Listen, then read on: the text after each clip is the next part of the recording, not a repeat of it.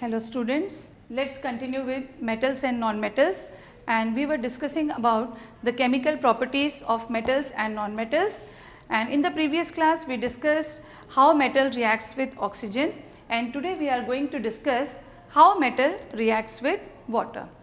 Generally when metal they react with water, they form metal hydroxide and hydrogen gas is released. Okay. Now different metals show different rate of reactivity with water. Okay. And the relative reactivity of metals, it depends upon its reactivity, right. And to know the reactivity of a metal, we must know the reactivity series. In the previous class also we have discussed about the reactivity series. So, I will make the reactivity series. See here, the first position, the first metal is potassium, sodium, calcium, magnesium, aluminium, zinc, iron, lead, hydrogen, copper, mercury, Au, gold. See here, this is the sequence of metal in a reactivity series, and you have to learn the same sequence that I have written on the board. So, this is your assignment that please learn the reactivity series. Okay. Now, you see here, it is the arrangement of the metals in the decreasing order of their reactivity. This is the decreasing order of reactivity of metals. That is, as you move down the reactivity series, the reactivity of the metal, it decreases. That means potassium that occupies the top position in this reactivity series, it is the most reactive, and gold that occupies the bottom of the reactivity series, it is the least reactive metals. Okay. You can write down this potassium, it is most reactive, and this is least reactive gold. Okay. Now, just see here. Now, just to see the reaction of metals with water, let us take the first element, that is potassium. Okay. So, when potassium, that is K, it reacts with water, that is H2O, it forms potassium hydroxide, that is KOH, plus hydrogen gas will be released, right. Similar with the case of sodium also. Sodium, it reacts, sodium, that is symbol is Na, reacts with water H2O, it forms sodium hydroxide NaOH plus hydrogen gas will be released, right. Now, this potassium and sodium, they are very highly reactive. They are highly reactive elements, and so they show vigorous reaction with water, and its reaction may be violent, and this reaction is highly exothermic. That means large amount of heat is evolved when this reaction takes place. Okay. Now, see here, these two metals they are so very reactive that they react with the cold water. ठीक है, हम यहाँ पे metals के reaction water के साथ कर रहे हैं ना, तो ये जो potassium sodium इतने ज़्यादा reactive है that they will react with the cold water. Now, see here what happens. See children, when this reaction takes place, now see here what will happen. Let us see this reaction with the help of an activity. We will take a beaker, right, then add water to it. इसमें हम पानी ले लेते हैं, ठीक है. इसमें जब हम पानी ले लेंगे, उसके बाद what we will add to it, आप चाहे पोटेशियम ऐड कर लो या हम सोडियम भी ले सकते हैं. तो जैसे सपोज हमने इसमें फर्स्ट हम सोडियम ले लेते हैं या पोटेशियम, जो भी आप लेना चाहो. जैसे आप इसमें पोटेशियम ऐड करोगे पानी में या सोडियम ऐड करोगे, तो दिस सोडियम और potassium they will start floating on the surface of the water. It will start floating on the surface of the water. Now, as it start floating on the surface of the water, that means the reaction is proceeding, and as a result of this reaction we know that hydrogen gas will be evolved. Hydrogen gas will be evolved. Now this hydrogen gas being insoluble in water, it is insoluble in water, so it will try to escape out of the beaker. This H2 gas which is generated as a result of the reaction, it will try to escape out of the beaker. So when it will move out of the beaker, this hydrogen gas is highly flammable gas. It will come in contact with the oxygen. Oxygen is a strong supporter of combustion, and since this reaction is highly exothermic, बहुत सारी heat energy जो है इस reaction से release होगी. It is highly exothermic, तो क्या हो जाएगा, हीट एनर्जी रिलीज हो गई. यहाँ हाइड्रोजन है हाईली फ्लेमेबल, देन यहाँ पर ऑक्सीजन भी है, तो क्या होगा, ये तीनों मिलके जो है दे विल कैच फायर. क्या हो जाएगा यहाँ, दे विल कैच फायर. दोनों की केस में सेम होगा, चाहे पोटेशियम ले लो चाहे sodium, they will catch fire. Now what happens, as a result of this fire, this sodium and potassium which is floating on the surface of the water, that will also catch fire. That will also catch fire and they will start burning, right? Now this potassium, when it will burn with a lilac color flame. Violet type of color के flame के साथ जो है potassium burn करेगा, और sodium जो burn करेगा वो एक golden yellow type of color से जो है सोडियम बर्न करेगा. तो ये रिएक्शन जो है वो हाईली एक्सोथर्मिक है और बहुत विगरस रिएक्शन होता है, एंड दिस सोडियम और this potassium it may catch fire. So they show a very vigorous reaction with water.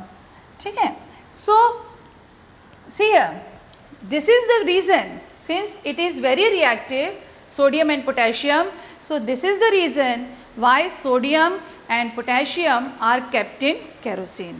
Sodium and potassium, they are kept in kerosene so as to cut their contact with the atmosphere, because they are so very reactive that they will react with the water vapors present in the atmosphere, and with that it will catch fire. So it is always kept in kerosene. ठीक है, so you can write down this question. This is a question for your home assignment, that why, you can take down this question, why sodium and potassium is kept immersed in kerosene. They are kept immersed in kerosene. ठीक है, this is a question for your home assignment. See, this is a very simple question and very important question. You can prepare this question for your exam also. ठीक है, why sodium and potassium are kept immersed in kerosene. Next let's come to the next element in the reactivity series. यहाँ लिख देते हैं general equation metal plus water. ठीक है, अच्छा. Now next element in the reactivity series, it is calcium. ठीक है, अब कैल्शियम की रिएक्शन हम कराते हैं वाटर के साथ. तो Ca calcium reacts with water H2O, it will form metal hydroxide, that is it will form calcium hydroxide CaOH whole twice, plus hydrogen gas will be released. Now this calcium is also a reactive metal. It will also react with cold water. In this reaction with calcium also, it is also exothermic and reaction. It will also release heat, but here the heat released is quite less as compared to the reactive metal, that is potassium and sodium. Now see here, if you take a beaker, एक beaker लेते हैं and we will add water. beaker लेते हैं, इसमें हमने क्या रखा है, पानी. अब इसमें हम लोग क्या ऐड करेंगे, कैल्शियम. ठीक है, जैसे ही आप इसमें कैल्शियम की मेटल ऐड करोगे तो सोडियम और पोटेशियम के केस में हमने क्या देखा था, they started floating on the surface of the water. Here in this case what will happen, the calcium will sink. ठीक है, यहाँ बनाते हैं डायग्राम. ये वाटर ले लिया हमने, ठीक है, और यहाँ पे हमने कैल्शियम. जैसे ही हम लोग कैल्शियम मेटल इसमें ऐड करेंगे, कैल्शियम मेटल जब हम इसमें ऐड करेंगे तो क्या होगा, दिस कैल्शियम विल सिंक. ठीक है, as the reaction proceeds what will happen, hydrogen gas will be evolved, right. अच्छा, जब हाइड्रोजन गैस इसमें इवॉल्व होगी तो hydrogen gas will stick to the surface of the calcium metal, ये calcium metal के surface पे वो स्टिक हो जाएगी। And this hydrogen gas being insoluble in water, it will try to escape out of the beaker. It will try to escape out of the beaker. Now what will happen when this hydrogen will move upward, it will take along with it the calcium metal. Calcium metal को भी वो अपने साथ ऊपर की तरफ लेके चला जाएगा, ठीक है। और हमें क्या दिखाई देगा कि कैल्शियम मेटल जो है वो फ्लोट कर रहा है वाटर की सरफेस पे। कैल्शियम मेटल वाटर की सरफेस पे फ्लोट करता हुआ नजर आएगा, ठीक है। अच्छा, इसमें भी हाइड्रोजन गैस आएगी बीकर के बाहर, यहाँ पर भी ऑक्सीजन होगा, लेकिन यहाँ पर उतनी हीट नहीं होगी कि ये तीनों मिलके जो है दे विल कैच फायर। तो यहाँ पर फायर नहीं होगी क्योंकि यहाँ पे हाइड्रोजन है, ऑक्सीजन है, बट उतनी हीट नहीं है जिससे कि फायर हो सके, ठीक है। तो ये भी एक्सोथर्मिक है, लेकिन heat energy, heat release is less as compare to the reactive metal sodium and potassium, ठीक है। तो इस टॉपिक पे बेस्ड और एक बहुत इंपॉर्टेंट क्वेश्चन है जो आपके एग्जाम में आ सकता है, और वो क्वेश्चन ये है, वो क्वेश्चन भी आप लोग लिख सकते हैं, why calcium floats when immersed in water, ठीक है। कैल्शियम जो है वो फ्लोट क्यों करता है जब उसे पानी में हम इमर्स करते हैं। तो this question is also a very easy question and very important question from the examination point of view. तो ये हो गया कैल्शियम के साथ रिएक्शन, किससे हुआ रिएक्शन, कोल्ड वाटर से, ठीक है। नेक्स्ट, अब हम और एक नेक्स्ट रिएक्शन पे आते हैं। अब हम लेते हैं मैग्नीशियम, ठीक है। हमारा नेक्स्ट मेटल रिएक्टिविटी सीरीज में क्या है, मैग्नीशियम, इजंट इट। कैल्शियम के बाद हम मैग्नीशियम लेते हैं। Okay, magnesium symbol is Mg, water is H2O, will react with the both of them will react and they will form metal hydroxide यानी कि मैग्नीशियम हाइड्रोक्साइड। मैग्नीशियम की valency 2, hydroxyl 1, cross the valency, you will get the formula MgOH whole twice, ठीक है। अच्छा, और क्या release होगी, और हाइड्रोजन गैस रिलीज होगी, ठीक है। अच्छा, अब इस केस में हमें क्या करना पड़ेगा, magnesium, because magnesium is less reactive than calcium, calcium से मैग्नीशियम कम रिएक्टिव है, तो वो जो है वो कोल्ड वाटर के साथ रिएक्ट नहीं करेगा।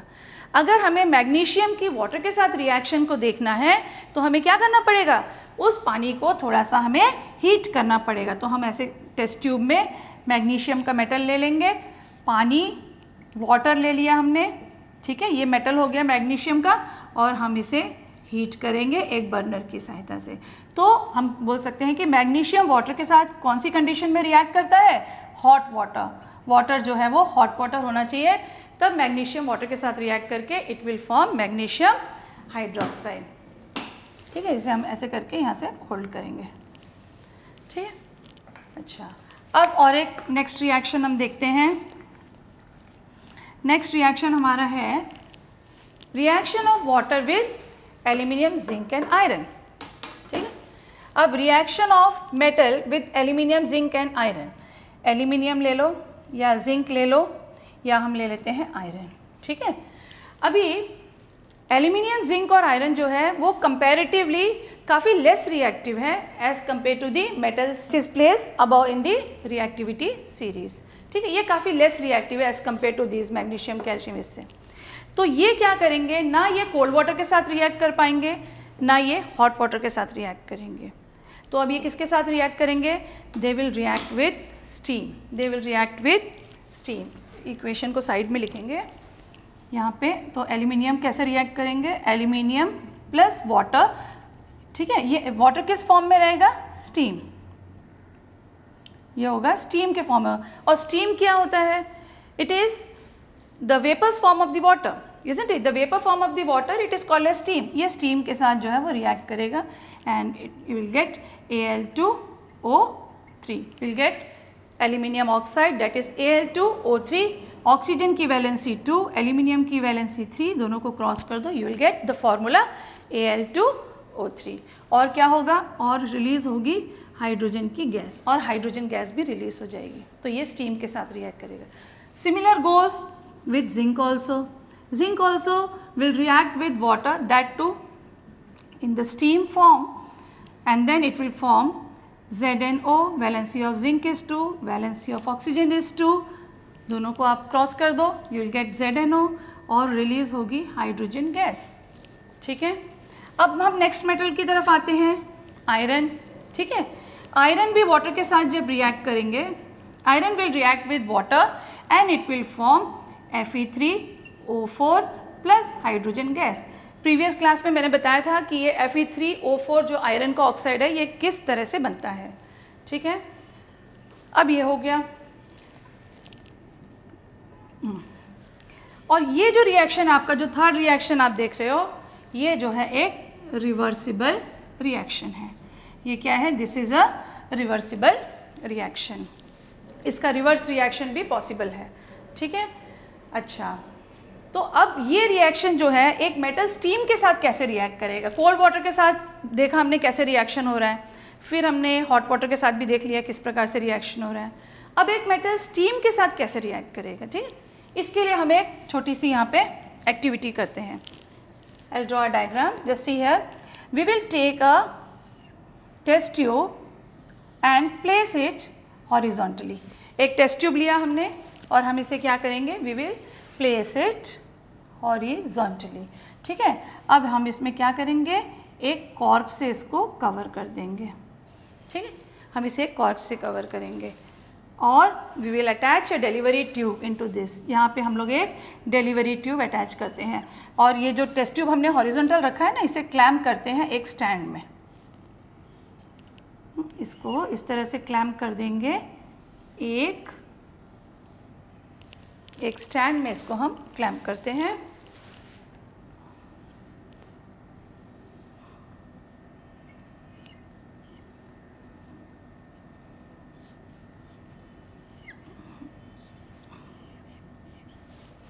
Okay, now see here, this delivery tube will open into the beaker filled with water. It will open into a beaker filled with water. ये बीकर लिया है हमने, ये बीकर में हमने क्या ऐड किया है? ये बीकर में हमने ऐड किया है वाटर. ठीक है, और डिलीवरी ट्यूब जो है यहाँ ओपन हो रही है. टेस्ट ट्यूब में हम लोग क्या लेंगे?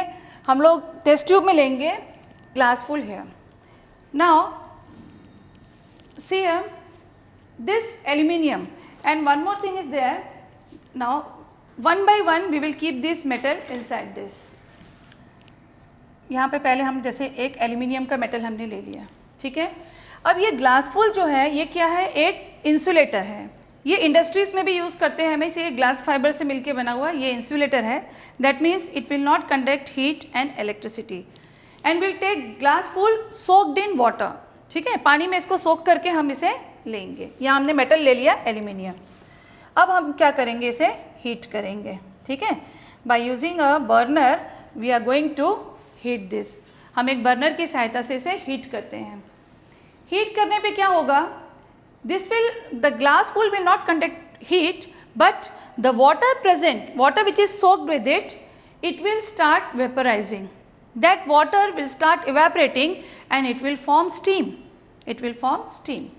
Now when this steam comes in contact with this metal, when the steam comes in contact with the metal, then a gas will be liberated. A gas will be liberated. Now this gas which is liberated, it is colorless and also it is odorless. और एक बात है, जब भी एक chemical reaction होता है तो हमें कैसे पता चलता है कि एक केमिकल रिएक्शन हो रहा है? या तो कुछ चेंज इन द कलर होगा, या कुछ गैस इवॉल्व होगी, या उसके चेंज इन द स्टेट होगा, है ना? तो उससे हमें पता चलता है कि कोई केमिकल रिएक्शन हो रहा है. तो अब यहाँ पर जो केमिकल रिएक्शन होगा, इसमें a gas will B evolve. तो गैस, हमें कैसे पता चलेगा कि गैस इवॉल्व हुई है?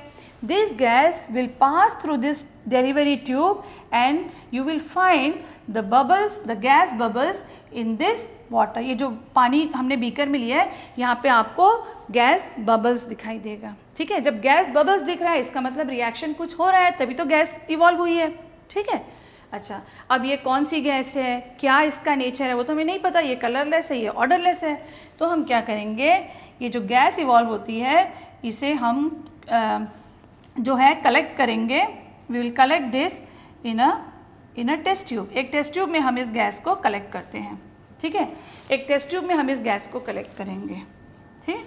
और उसके बाद हम ये गैस को, ये जो गैस हमने टेस्ट ट्यूब में कलेक्ट की है, इसको हम लोग चेक करेंगे। कैसे हम इसे चेक करेंगे, we will bring a burning candle near this test tube, ठीक है। ये टेस्ट ट्यूब के वहाँ हम एक बर्निंग कैंडल ले आएंगे। This candle will burn with the pop sound. If it Burns with the pop sound, that means the gas evolve by this reaction is hydrogen gas, is hydrogen gas. Okay, now see here, this hydrogen gas is released, and instead of metal hydroxide, what is formed? Metal oxide is formed. This metal oxide, that is aluminium oxide, is not soluble in water, so it will not form aluminium hydroxide. यहाँ aluminium hydroxide नहीं बनेगा. Same goes with the case of zinc. ठीक है, zinc जब पानी के steam form के साथ रिएक्ट होगा तो you will get the product as zinc oxide and not zinc hydroxide, and hydrogen gas will be produce. Similar with the case of iron, it reacts with water, same in the steam form, and the product Fe3O4 will be formed and hydrogen gas will be released, right. Now see here we have taken this metal aluminium, we can replace it with zinc. aluminium के जगह हम zinc ले लेंगे, अगले reaction में हम zinc लेके देख लेंगे, फिर उसके अगले रिएक्शन में हम आयरन भी लेके देख सकते हैं, ठीक है. तो इस तरह से, so this is the reaction of metals with water. अब यहाँ आइए, लेड और उसके नीचे जितने भी मेटल्स हैं, they do not react with water, they do not react with water at any condition, at any condition. ये वाटर के साथ किसी भी कंडीशन में रिएक्ट नहीं करेंगे. कौन से मेटल्स? लेड और उसके नीचे जितने भी मेटल्स हैं हमारी रिएक्टिविटी सीरीज़ में. इसीलिए बच्चों आपको बोल रहे हैं कि ये जो रिएक्टिविटी सीरीज़ है इसे आप याद कर लीजिए. बहुत ज़रूरी है आपको रिएक्टिविटी सीरीज़ याद करना, ठीक है. Take it as your assignment for today. Okay, so this was regarding reaction of metal with water, right. Now what about the reaction of non-metal with water, isn't it? What about the reaction of non-metal with water? See here, the non-metal they do not react with water. non-metal जो होते हैं जैसे carbon हो गया, phosphorus हो गया, sulphur हो गया, ये वाटर के साथ रिएक्ट नहीं करते हैं, ठीक है. फॉस्फोरस जो है एक बहुत ही रिएक्टिव नॉन-मेटल है फॉस्फोरस, और ये फॉस्फोरस को हम प्रिजर्व करके हम इसे पानी में डाल के हम इसे रखते हैं, पानी में रखते हैं हम इसे इमर्स करके किसे, फॉस्फोरस को, जो कि एक नॉन मेटल है. और पानी में जब हम फॉस्फोरस को रखेंगे तो ये महीने, 2 महीने, इवन फॉर ईयर्स वो जो है आराम से पानी में रह जाएगा, उसे कुछ भी कोई चेंजेस नहीं आएगा उसमें. तो नॉन मेटल्स जो है वो वाटर के साथ रिएक्शन नहीं करते हैं, they do not react with water, right. Now let's come to और एक प्रॉपर्टी आज हम देख लेंगे मेटल्स और नॉन मेटल्स की, और वो है मेटल्स नॉन मेटल्स की एसिड के साथ रिएक्शन, कि मेटल नॉन मेटल एसिड के साथ किस प्रकार से रिएक्शन कर रहे हैं, ठीक है. So generally what happens, this metal it reacts, metal they react with acid, they react with acids to form salt and hydrogen gas is released, right. They form salt and hydrogen gas is released. So this is the general equation for metal, the reaction of metal with acid. This we have studied in the chapter that is acids, bases and salt. In that chapter also we have come across so many reactions of metals with acid. Now just you see here, this potassium, sodium, calcium, they are highly reactive metal, isn't it? We have seen that they react so violently with oxygen, they react so violently with water, isn't it? So ये जो reaction है potassium, sodium और calcium का, इसे हम acid के साथ तो सोच ही नहीं सकते हैं। ऑक्सीजन और वाटर के साथ ही जब वो इतने विगरसली रिएक्ट करते हैं तो आप सोच लीजिए कि एसिड के साथ उनका कितना फास्ट और कितना वायलेंट रिएक्शन होगा। ठीक है, तो हम यहाँ पर जो है एसिड के साथ हम रिएक्शन शुरू करते हैं मैग्नीशियम से। ठीक है, तो मैग्नीशियम मेटल जो है वो एसिड, जैसे हम एसिड अभी ले लेते हैं HCl, ठीक है, हाइड्रोक्लोरिक एसिड, और मेटल्स कभी भी डाइल्यूट एसिड के साथ reaction show, dilute mineral acid के साथ मेटल्स रिएक्ट करेंगे। तो अब क्या होगा, सॉल्ट बनेगा, है ना। सॉल्ट क्या हो गया, MgCl2 का एक सॉल्ट हो गया और hydrogen gas will be released. कैसे, when metal reacts with acid they form a salt and hydrogen gas is released. ठीक है, ये हो गया। अब इसी में हम लोग एल्यूमिनियम की भी देख लेते हैं, है ना। मैग्नीशियम, एल्यूमिनियम, जिंक, ये सब जो है थोड़े लेस रिएक्टिव एलिमेंट्स हैं। अच्छा, इसको भी अभी हम एसिड के साथ रिएक्ट करवाते हैं, डाइल्यूट एसिड के साथ। ठीक है, तो ये कंपाउंड क्या बन जाएगा हमारा, ये बन जाएगा AlCl3, aluminium chloride plus hydrogen gas will be released. ठीक है, सिमिलरली अभी नेक्स्ट मेटल हमारा क्या है, मैग्नीशियम के साथ रिएक्शन हो गया, एल्यूमिनियम के साथ हो गया, अब जिंक के साथ करवाते हैं, है ना। तो जिंक जब हाइड्रोक्लोरिक एसिड के साथ डाइल्यूट फॉर्म में जब ये रिएक्ट करेगा तो it will form ZnCl2, chlorine की वैलेंसी 1, जिंक की वैलेंसी 2 क्रॉस हो जाएगा। ठीक है, अब बन गया, रिलीज हुआ यहाँ पे हाइड्रोजन गैस। ठीक है, फिर नेक्स्ट मेटल भी ले लेते हैं हम लोग, iron, Fe plus HCl, it will form FeCl2 plus H2 gas will be released. So you can see here this metal, they react with acid to form salt and water, right. Here the reaction was metal with hydrochloric acid. We can take another acid also. For example, we can take this thing, H2SO4. Let's see what happens. Mg plus H2SO4। और यहाँ एक चीज़ और आपको यहाँ note करना है कि metals जो कि hydrogen, metals which are placed below the hydrogen in the series, metals which are placed below hydrogen in the series, they do not react with acid at any condition. ये जो hydrogen के नीचे जितने भी metals हैं reactivity series में, दे do not react with acid. ठीक है, मैग्नीशियम का हम लोग H2SO4 के साथ रिएक्शन देख लेते हैं, क्या होगा।